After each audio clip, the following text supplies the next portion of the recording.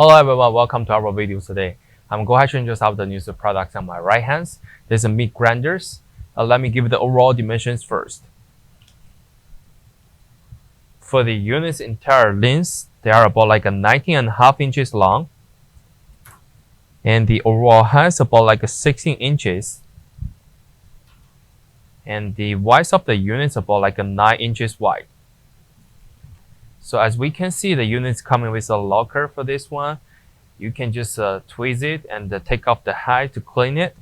And also from the front panels, they do have switches that replace parts, give you the two different sizes. And also the manufacturer offers a stick for helping you to push the meat to the grinder.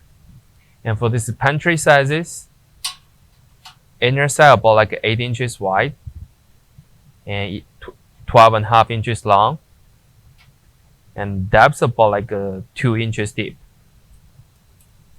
Now looking at the behind of the units, we can see they do have a manufacturer offer the 110 plugs and have a ETL sanitation stickers on it.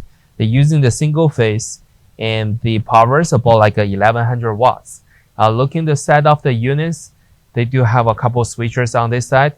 They have a power buttons and the pause buttons, and they have a switcher and on and off.